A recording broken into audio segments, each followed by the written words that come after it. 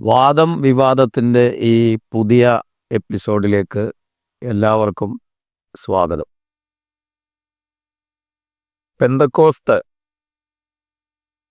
ലോകത്തെ സ്വാധീനിച്ച ഏറ്റവും പ്രധാനപ്പെട്ട ഒരു ആശയം തന്നെയാണ്. ഇന്ന് ലോകമെമ്പാടും അതിവേഗം വളർന്ന് പന്തലിക്കുന്ന ഒരു സമൂഹമാണ് പെന്തക്കോസ്തർ. ആ സത്യത്തെ ആര് നിഷേധിച്ചാലും നമുക്ക് പ്രശ്നമില്ല. യാഥാർത്ഥ്യത്തിന് നേരെ കണ്ണടച്ച് ഇരുട്ടാക്കാൻ ശ്രമിക്കുന്നവരോട് നമുക്ക് സഹതാപമേ ഉള്ളൂ. ആഗോള വ്യാപകമായ പെന്തക്കോസ്തിൻ്റെ വളർച്ചയായാലും കേരളത്തിലെ അതിൻ്റെ വളർച്ചയായാലും ചരിത്രം പരിശോധിച്ചാൽ പെന്തക്കോസ്ത് സമൂഹം പിന്നോട്ടല്ല, ഓരോ ദിവസവും അത് മുന്നോട്ട് തന്നെയാണ് പോയിക്കൊണ്ടിരിക്കുന്നത്. ഒരു കാലത്ത് ഖർവാപ്പസി, ഇപ്പോഴും അത് നടക്കുന്നുണ്ട്. ആ സമയത്തൊക്കെ പെന്തക്കോസ്തിൻ്റെ മൂല്യങ്ങൾ ഒക്കെ തിരിച്ചറിയാത്ത ചില ആളുകൾ നിർബന്ധം മൂലം ഒരു തിരിച്ചുപോക്കൊക്കെ നടത്തിയപ്പോൾ എൻ്റെ ഒരു സുഹൃത്ത് എന്നോട് പറഞ്ഞു, നിങ്ങളുടെ ആളുകളൊക്കെ തിരിച്ചു പോവുകയാണല്ലോ. ഞാൻ അദ്ദേഹത്തോടൊന്ന് പറഞ്ഞു, തിരിച്ചുപോക്ക് ക്രൈസ്തവ സമൂഹത്തിന് ഒരു പുത്തരിയല്ല, പ്രത്യേകിച്ച് പെന്തക്കോസ്ത് സമൂഹത്തിനും അത് പുത്തരിയല്ല. അത് നമ്മളെ ഒട്ടും നിരാശപ്പെടുത്തുകയില്ല. യേശുക്രിസ്തുവിൻ്റെ കാലത്തെ ഇങ്ങനെ തിരിച്ചുപോക്കുകാർ ഉണ്ടായിരുന്നു. ക്രിസ്തുവിൻ്റെ കാലത്ത് അങ്ങനെ ആളുകൾ പോകുമ്പോൾ ശിഷ്യന്മാർക്കൊരു വേദന തോന്നിയിട്ടായിരിക്കും അവർ യേശുക്രിസ്തുവിൻ്റെ അടുക്കൽ വന്ന് പറഞ്ഞു, എല്ലാവരും നിന്നെ വിട്ടുപോവുകയാണ്. യേശുക്രിസ്തുവിൻ്റെ മറുപടി, നിങ്ങൾക്ക് പോകാൻ മനസ്സുണ്ടെങ്കിൽ പോകാം എന്നായിരുന്നു. അപ്പോൾ തിരിച്ചുപോക്ക് പെന്തക്കോസ്തിൽ അധികമൊന്നും നടന്നിട്ടില്ല. പക്ഷേ ഒരു അത്ഭുതം എന്ന് പറയുന്നത് ഈ സമീപ വർഷങ്ങളിൽ പെന്തക്കോസ്തിൻ്റെ വലിയ പ്രചാരകരായിട്ട് അഭിനയിച്ചവർ എന്ന് വേണമെങ്കിൽ പറയാം. കുറേ പ്രചാരകന്മാർ ഈ പ്രസ്ഥാനം വിട്ടിട്ട് ഇതര സമുദായങ്ങളിലേക്ക് ചേക്കേറിയിട്ടുണ്ട്. അത് ഈ സമീപ വർഷങ്ങളിലെ മാത്രം ഒരു പ്രത്യേകതയാണ്. എന്തുകൊണ്ടാണ് അങ്ങനെ ആളുകൾ, ഇതിൻ്റെ പ്രചാരകരായി നിന്നവർ തന്നെ തിരിച്ച് സമുദായങ്ങളിലേക്ക് പോയത് എന്ന് ആലോചിക്കുമ്പോൾ അവർക്കാർക്കും പെന്തക്കോസ്ത് എന്താണെന്നും അതിൻ്റെ മൂല്യങ്ങൾ എന്താണെന്നും അറിവില്ലാത്തവരായിരുന്നില്ല. ഞാൻ വിശ്വസിക്കുന്നത് അവർ ഉയർത്തിക്കൊണ്ടുവന്ന നവീന ഉപദേശങ്ങൾ, പെന്തക്കോസ്ത് വിരുദ്ധമായ, പെന്തക്കോസ്തിൻ്റെ ഉപദേശ സത്യങ്ങൾക്ക് വിരുദ്ധമായ ഉപദേശങ്ങൾക്ക് ഇവിടെ വേരുപിടിക്കാൻ സാധിച്ചില്ല എന്നതാണ് കാരണം. അതുകൊണ്ട് അങ്ങനെ കുറേ ആളുകൾ ഇവിടെ നിന്ന് സമുദായങ്ങളിലേക്ക് തിരിച്ചു പോയിട്ടുണ്ട്. അത് വല്ലാതെ ആഘോഷിക്കപ്പെടുകയും ചെയ്തിട്ടുണ്ട്. പക്ഷേ ഒരു അത്ഭുതമെന്ന് പറയട്ടെ, സാധാരണക്കാരായ നിരക്ഷരരും ഒരുപക്ഷെങ്കിൽ പെന്തക്കോസ്ത് ദൈവശാസ്ത്രം അതിൻ്റെ വിശാലമായ അർത്ഥത്തിലൊന്നും ഉൾക്കൊള്ളാത്ത സാധാരണക്കാരായ മനുഷ്യർ ആരും തന്നെ അങ്ങനെ തിരിച്ചുപോക്ക് നടത്തിയിട്ടില്ല എന്നുള്ളതാണ് ഒരു വസ്തുത. അതെന്തുകൊണ്ടാണ് എന്നാലോചിക്കുമ്പോൾ എനിക്ക് മനസ്സിലാക്കാൻ കഴിഞ്ഞത്, യേശുക്രിസ്തുവിൻ്റെ കാലത്ത് ക്രിസ്തു പറഞ്ഞല്ലോ, നിങ്ങൾക്കും പോകാൻ മനസ്സുണ്ടെങ്കിൽ പോകാം. അപ്പോൾ ശിഷ്യരുടെ മറുപടി എന്തായിരുന്നു? നിത്യജീവന്റെ മൊഴികൾ നിന്റെ പക്കലുണ്ട്, പിന്നെ നിന്നെ വിട്ട് ഞങ്ങൾ എവിടെ പോകും? സത്യത്തിൽ പെന്തക്കോസ്ത് എന്ന ഈ പ്രസ്ഥാനത്തിൻ്റെ വളർച്ചയ്ക്ക് പിന്നിൽ ദൈവവചനം, നിത്യജീവന്റെ മൊഴികൾ തിരിച്ചറിഞ്ഞ് അതിൽ ആശ്വസിച്ച ഒരു പറ്റം ആളുകളാണ് ഇന്നും ഇതിൻ്റെ മൂല്യവത്തായ സ്വത്ത് എന്ന് പറയാം. അവർ അത്ഭുതം കണ്ടതുകൊണ്ടോ അടയാളങ്ങൾ കണ്ടതുകൊണ്ടോ ഒന്നുമല്ല ഈ മാർഗത്തെ പിന്തുടരുന്നത്. നിത്യജീവന്റെ മൊഴികൾ തന്നെയാണ് എന്നും അവർക്ക് ആശ്വാസമായി നിൽക്കുന്നത്. ഞാൻ പറഞ്ഞു വരുന്നത്, സമീപ ദിവസങ്ങളിലായി പെന്തക്കോസ്തിനെ വെറുതെ അപകീർത്തിപ്പെടുത്താൻ വേണ്ടി ചില മാധ്യമങ്ങളും ചില ആളുകളും കച്ചകെട്ടി ഇറങ്ങിയിരിക്കുന്നതായിട്ട് തോന്നുകയാണ്. നമ്മൾ സമീപ ദിവസങ്ങളിൽ കണ്ടത് ഒരു പെരുങ്കള്ളൻ പെന്തക്കോസ്തിനെ ഇങ്ങനെ, ഇതിൻ്റെ ശുശ്രൂഷകരെ ഇങ്ങനെ അനുകരിക്കാൻ പറ്റും എന്ന് ആ വീഡിയോ കണ്ടപ്പോൾ അത്ഭുതപ്പെട്ടു പോവുകയാണ്. ഒരു പെരുങ്കള്ളൻ പിടിയിലായി. അയാള് പെന്തക്കോസ്തിൻ്റെ ശുശ്രൂഷ ശൈലി അനുകരിച്ച് പോലീസിനെ കാണിക്കുമ്പോൾ ഇത് നമുക്ക് ഒരു യഥാർത്ഥ പാസ്റ്റർ ആണ് എന്ന് തോന്നിപ്പോകും. നമുക്കങ്ങനെ ഇപ്പോൾ തോന്നുന്നുവെങ്കിൽ സാധാരണക്കാരായ മനുഷ്യർ എത്രയധികം. അങ്ങനെ പെന്തക്കോസ്തിനെ മറയാക്കിക്കൊണ്ട് അതിൻ്റെ പ്രവർത്തന രീതികളെയും അതിൻ്റെ ശുശ്രൂഷാ രീതികളെയും ഒക്കെ അനുകരിച്ചുകൊണ്ട് ആളുകളെ തട്ടിക്കുന്ന പുതിയ സംരംഭങ്ങളുമായിട്ട് കുറേ കള്ളന്മാർ ഇറങ്ങിയിട്ടുണ്ട്. ഇതിനെ നമ്മൾ തിരിച്ചറിയണം.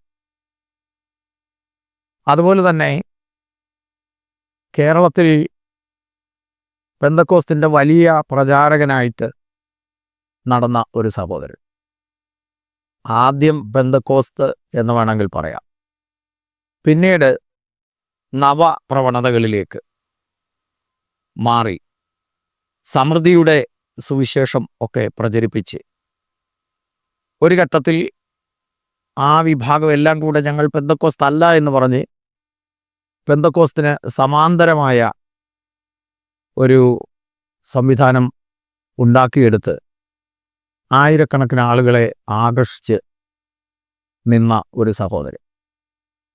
അയാൾ പിന്നീട് നേരെ കത്തോലിക്ക സമൂഹത്തിലേക്ക് പോവുകയുണ്ടായി. അപ്പോൾ ഏതു വിധേനയും പെന്തക്കോസ്തിനെ ആക്രമിക്കാൻ നോക്കിയിരിക്കുന്ന, തക്കം പാർത്തിരിക്കുന്ന അവർക്ക് ഇങ്ങനെ പെന്തക്കോസ്ത് എന്ന് പറഞ്ഞ്, വാസ്തവത്തിൽ അയാൾ പെന്തക്കോസ്ത് അല്ല, അങ്ങനെ പറഞ്ഞ് വലിയ പ്രചാരം നേടിയ ഒരാൾ അവരുടെ താവളത്തിലേക്ക് ചെന്നപ്പോൾ മെത്രാന്മാരടക്കം ഇരുകൈകൾ നീട്ടി അദ്ദേഹത്തെ സ്വീകരിച്ച് ആനയിച്ച് അവരുടെ സമൂഹത്തിൽ കൊണ്ടു നടക്കുകയാണ് ചെയ്തത്.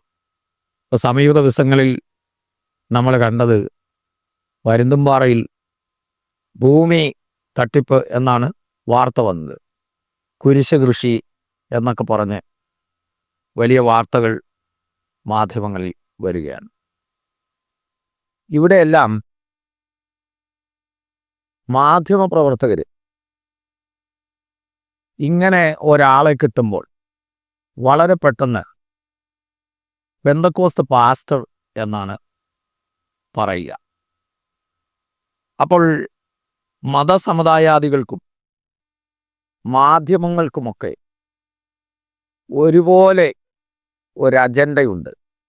ആ അജണ്ട എന്താണെന്ന് ചോദിച്ചാൽ, പെന്തക്കോസ്തിനെ അപകീർത്തിപ്പെടുത്താൻ, അപഹസിക്കാൻ, ആക്ഷേപിക്കാൻ ഒരവസരം കിട്ടിയാൽ അത് കണക്കിന് വിനിയോഗിക്കുക എന്നുള്ളതാണ് അവരുടെ പദ്ധതി. അതുകൊണ്ട് മാധ്യമങ്ങൾ പെട്ടെന്ന് ഈ സഹോദരനെ പെന്തക്കോസ്ത് പാസ്റ്ററായിട്ടാണ് അവതരിപ്പിച്ചത്. ഒരു കാര്യം നിങ്ങളുടെ ശ്രദ്ധയിൽ പറയാം. അദ്ദേഹം പെന്തക്കോസ്ത് പാസ്റ്ററായി തുടങ്ങി. പിന്നീട് പെന്തക്കോസ്തിൻ്റെ ഉപദേശകർ എന്നും നഖശിഖാന്തം എതിർക്കുന്ന സമൃദ്ധിയുടെ സുവിശേഷവുമായി നടന്ന് ആളുകളെ വഞ്ചിക്കലായിരുന്നു പിന്നീടുള്ള പരിപാടി. ആ ഉപദേശവുമായിട്ട് പെന്തക്കോസ്തിന് യാതൊരു ബന്ധവുമില്ല. ഞങ്ങൾ അക്കാലത്തും ആ വ്യക്തിയെയല്ല, അവർ പ്രചരിപ്പിക്കുന്ന ഉപദേശങ്ങളെ ഖണ്ഡിച്ചിട്ടുണ്ട്, എതിർത്തിട്ടുണ്ട്. ബൈബിൾ വിരുദ്ധമായ അത്തരം പ്രചാരണങ്ങൾ കൊണ്ട് സാധാരണക്കാരായ ആളുകളെ വലയിൽ വീഴ്ത്തി ഒടുവിൽ അവിടെയും നിൽക്കക്കള്ളി ഇല്ലാതെ വന്നപ്പോൾ സമുദായത്തിലേക്ക് ചേക്കേറി. മാധ്യമങ്ങൾ പറഞ്ഞ വാക്ക് തന്നെ ഉപയോഗിക്കാം, കുരിശ് കൃഷി ആരംഭിച്ചു. ആ കുരിശ് കൃഷി ഒടുവിൽ പരുന്തുംപാറയിലെത്തി. അവിടെ ഈ വസ്തു ഇടപാട് സംബന്ധിച്ചൊക്കെയുള്ള നിയമപരമായ കാര്യങ്ങൾ ഒക്കെ അന്വേഷിക്കേണ്ടത് സർക്കാരും അതിൻ്റെ അന്വേഷണ ഏജൻസികളുമൊക്കെയാണ്. അതെന്തുമായിക്കൊള്ളട്ടെ. പക്ഷെ ഞങ്ങൾക്കുള്ള വിയോജിപ്പ് മാധ്യമങ്ങളോടും സമൂഹത്തോടും ഒക്കെ പറയാനുള്ളത്, ഉള്ള കള്ളന്മാരെല്ലാം ബൈബിളിൻ്റെ മറവിൽ തട്ടിപ്പ് നടത്തിയിട്ട് അവർ പിടിക്കപ്പെടുമ്പോൾ അവരെല്ലാം പെന്തക്കോസ്താണ് എന്ന് പറഞ്ഞ് വാർത്ത കൊടുക്കുന്ന, ആഘോഷിക്കുന്ന നിങ്ങളോട് ഞങ്ങൾക്ക് സഹതാപമേ ഉള്ളൂ. പെന്തക്കോസ്ത് എന്ന് പറഞ്ഞാൽ എല്ലാവർക്കും കൊട്ടാൻ പറ്റുന്ന ഒരു ചെണ്ടയൊന്നുമല്ല. പെന്തക്കോസ്തനക്ക് വ്യക്തമായ ഉപദേശമുണ്ട്. ഞങ്ങളുടെ ഒരാൾ പാസ്റ്റർ ആകണമെങ്കിൽ അതിന് നാളുകളായിട്ടുള്ള നടപടിക്രമങ്ങളുണ്ട്. ഒരുപക്ഷെ നിങ്ങൾ ചിന്തിക്കുന്നത് പോലെയുള്ള വലിയ ആടയാഭരണങ്ങളും വേഷഭൂഷാദികളും ഒന്നുമില്ലെങ്കിലും ഞങ്ങൾക്ക് അടിസ്ഥാനപരമായ ഒരാൾ പാസ്റ്ററാകുന്നതിന്, സുവിശേഷകനാകുന്നതിന് ഒക്കെ നടപടിക്രമങ്ങളും പഠനങ്ങളും നിയമങ്ങളും ഒക്കെ ഉണ്ട്. അതുകൊണ്ട് വഴിയെ പോകുന്ന കള്ളന്മാരെല്ലാം പിടിക്കപ്പെടുമ്പോൾ അതിൻ്റെ പാപഭാരം മുഴുവൻ പെന്തക്കോസ്തിന് മേൽ അടിച്ചേൽപ്പിക്കാൻ ശ്രമിക്കുന്നത് വളരെ മോശമാണ് എന്ന് മാത്രമാണ് ഈ സമയത്ത് പറയാനുള്ളത്. നമ്മളറിയണം, ദ്രവ്യാഗ്രഹം സകലവിധ ദോഷത്തിൻ്റെ മൂല കാരണം എന്നാണ് ബൈബിൾ പറയുന്നത്. ഈ ഭൂമിയിൽ ജീവിക്കുന്ന മനുഷ്യർക്ക് ജീവിക്കാൻ ജീവനോപാധികൾ ആവശ്യമാണ്. അതിനൊന്നും തർക്കമില്ല. വീടും വാഹനവും ആധുനിക സൗകര്യങ്ങളുമൊക്കെ ഉപയോഗിക്കുന്നതിലൊന്നും നമുക്ക് തർക്കങ്ങളൊന്നുമില്ല. പക്ഷേ യേശുക്രിസ്തുവിൻ്റെ വചനത്തിൻ്റെ മറവിൽ, അല്ലെങ്കിൽ മാധ്യമങ്ങൾ പറയുന്നത് പോലെ കുരിശ് കൃഷി നടത്തി കോടിക്കണക്കിന് രൂപ സമ്പാദിച്ച് ഇവിടെ വലിയ അമ്പരചുംബിയായ സൗധങ്ങൾ നിർമ്മിച്ച് വലിയ ബിസിനസ് സാമ്രാജ്യങ്ങൾ കെട്ടിയുയർത്തി നടക്കുന്ന ആളുകളെല്ലാം ഏതെങ്കിലുമൊക്കെ കള്ളത്തരത്തിന് പിടിക്കപ്പെടുമ്പോൾ അവരെല്ലാം പെന്തക്കോസ്താണെന്ന് പറഞ്ഞ് ഞങ്ങളുടെ മേലിൽ കെട്ടിവെക്കാനുള്ള ശ്രമത്തെ ഞങ്ങൾ എന്നും അപലപിക്കുകയാണ്. എന്താ, പെന്തക്കോസ്ത് ഇവിടുത്തെ ഈ രാജ്യത്തെ പൗരന്മാരല്ലേ? ഞങ്ങൾക്ക് ഞങ്ങളുടേതായിട്ടുള്ള നിയമങ്ങളും സംവിധാനങ്ങളും സംഹിതകളുമില്ലേ? അതൊക്കെ ആലോചിക്കേണ്ടതല്ലേ? അതൊക്കെ ആലോചിക്കാതെ പെട്ടെന്ന് ഞങ്ങളെ ഇങ്ങനെ അപകീർത്തിപ്പെടുത്താൻ ശ്രമിക്കുന്നത് മോശമല്ലേ? അതൊക്കെ മാധ്യമങ്ങൾ പ്രത്യേകം ചിന്തിക്കണം എന്ന് മാത്രമേ ഞങ്ങൾക്ക് നിങ്ങളോട് പറയാനുള്ളൂ. ഒരു കാര്യം ഉറപ്പാണ്, ഇവിടുത്തെ മതസമുദായാദികളും മാധ്യമങ്ങളും മഹാപുരോഹിതന്മാരും എല്ലാവരും കൂടെ സംഘടിതമായി നിന്ന് ആക്രമിച്ചാലും ഞങ്ങളുടെ ഈ വളർച്ചയെ പിടിച്ചുകെട്ടാൻ നിങ്ങൾക്ക് കഴിയില്ല. അതിന് പരിശ്രമിക്കുന്ന പരിശ്രമം വെറും പാഴ്വേലയാണ് എന്ന് മനസ്സിലാക്കണം. അതുകൊണ്ട് ഏതെങ്കിലുമൊക്കെ കള്ളന്മാർ, നമ്മൾ കണ്ടല്ലോ, അന്യഭാഷയും ശുശ്രൂഷയും ഒക്കെ പെന്തക്കോസ്തിൻ്റെ പാസ്റ്റർമാർ ചെയ്യുന്ന അതേ രീതിയിൽ അനുകരിക്കുന്ന കള്ളന്മാർ രംഗത്ത് വരുമ്പോൾ ഈ കള്ളന്മാരെയെല്ലാം ഞങ്ങളുടെ മുകളിൽ കൊണ്ട് കെട്ടിവെച്ച് ഞങ്ങളെ അപകീർത്തിപ്പെടുത്താൻ ശ്രമിച്ചാൽ വീണ്ടും വീണ്ടും നിങ്ങൾ കാണാൻ പോകുന്നത് പെന്തക്കോസ്തിൻ്റെ വളർച്ചയായിരിക്കും. കാരണം ഇതിന് ഒരു സത്യ വചനത്തിൻ്റെ പിന്തുണയുണ്ട്, വിശുദ്ധ ബൈബിളിൻ്റെ പ്രമാണങ്ങളുടെ പിന്തുണയുണ്ട്. അതനുസരിച്ചായിരിക്കും ഞങ്ങൾ മുമ്പോട്ട് പോകുന്നത്. അതുകൊണ്ട് ഇത്തരം പ്രവൃത്തികൾക്കെതിരെ നമ്മുടെ സമൂഹം ജാഗരൂകരായിരിക്കുക. തക്ക സമയങ്ങളിൽ നമ്മുടെ പ്രതിഷേധങ്ങൾ അറിയിക്കാൻ കൂടെ നമ്മുടെ സഭാ നേതൃത്വങ്ങൾ തയ്യാറാകണം എന്നുകൂടെ വിനീതമായി അഭ്യർത്ഥിച്ചുകൊണ്ട് എൻ്റെ വാക്ക് ഇപ്പോൾ ഇവിടെ നിർത്തുന്നു. അടുത്ത എപ്പിസോഡിൽ മറ്റൊരു വിഷയവുമായിട്ട് നമുക്ക് ഒന്നിച്ച് കാണാം. ദൈവം നിങ്ങളെല്ലാവരെയും അനുഗ്രഹിക്കുമാറാകട്ടെ.